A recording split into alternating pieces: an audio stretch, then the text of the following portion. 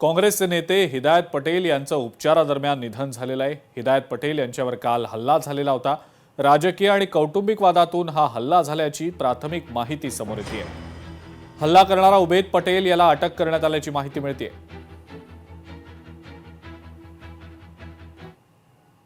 जिन लोगों ने ये साजिश रची, उनके मर्डर के पीछे, उनकी हत्या के पीछे जिन लोगों का हाथ है, उनको कड़ी से कड़ी सजा मिले। मैं आपके चैनल के माध्यम से मुख्यमंत्री साहब से कहना चाहता हूं कि मुख्यमंत्री साहब, ये गुंडाराज कब खत्म होगा? अगर इतने कद्दावर नेता को इतना खुलेआम मारे जा सकता है तो आम आदमी की हालत क्या है? आपको व्यवस्था संभालनी होगी। अगर हमें इंसाफ नहीं मिला तो हम उसमें जन आंदोलन करेंगे।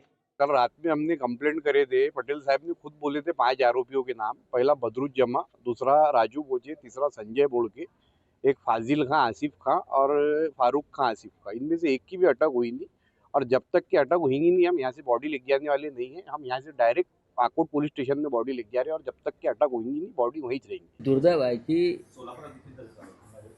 मनसेच्या कार्यकर्त्याची हत्या झाली, तिथे हिदायत यांची हत्या झाली आणि तरी कायदा सुव्यवस्था सुरळीत आहे असं फडणवीस म्हणतात। हे ढोंग आहे।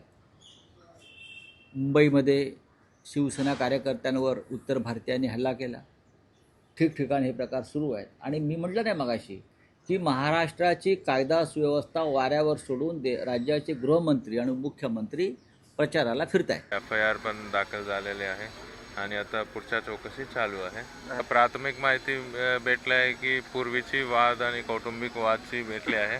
आणखी आता चौकशी चालू आहे। चौकशीमध्ये काय निष्पन्न होते आपण बघायचं आहे आणि बाकी आरोपीला अटक करण्यासाठी पण आपण टीम लावलेली आहे। जवळपास आता 70 लोक त्यांच्या पाठीमागे आहे।